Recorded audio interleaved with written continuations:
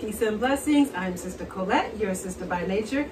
Welcome to Canning with Colette, where I use my social media platforms to educate, inspire, and encourage us to preserve food using the canning method. All right, it's been a while since I posted a video, but I'm back. All right, and today I'm going to be canning salsa, making salsa verde. All right, really excited about it. So we're going to be jumping right into it. Okay, so just in case you want to know where I'm getting this recipe from, I'm using the Ball Complete Book of Home Preserving. All right, and this recipe can be found on page 210. All right, so that's what I'm going by. I'm going by an approved recipe. Okay, and I encourage you to do the same. I know we do have some rebel canners out there. I appreciate y'all, trust me, I do. But I am going to be starting off using these approved recipes, okay? All right, so here we go.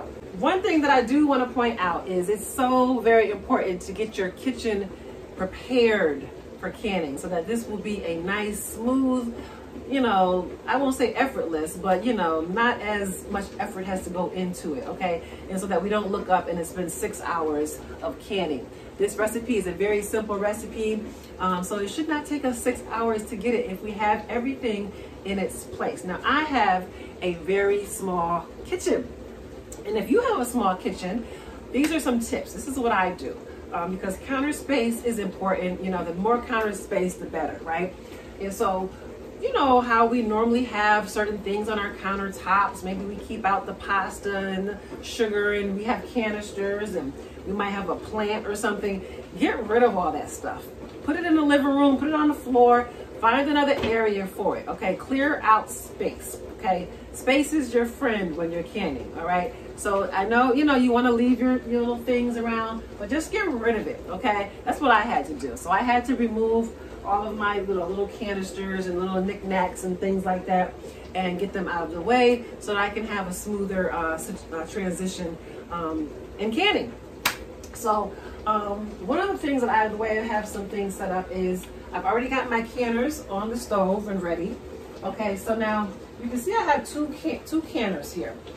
This here is your, you know, kind of typical water bath canner that, you know, you typically see. Oh, got some water on me. And just so you know, literally this is a huge pot, you know, a huge stock pot. So if you have a large pot similar to this, same job can get done because we're using the water bath method for this recipe. You're just gonna need a top to fit and either a rack in the bottom or some type of cloth so that your jars don't touch the very bottom.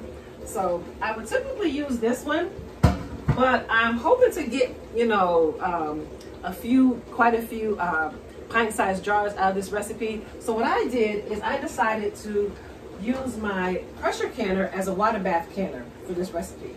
Okay, so I'm not gonna seal it on, but I'll still use this as a lid.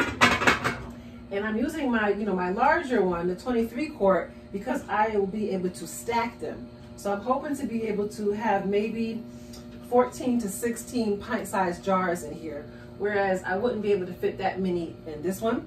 But if this doesn't work out for some reason, then I'll just use both of them, okay? But I just can't put both of them on the stove at this time because I need my stock pot for actually preparing my recipe, okay? So you're definitely gonna need a nice, decent sized stock pot for your ingredients. Cook them down to get them ready to be jarred up.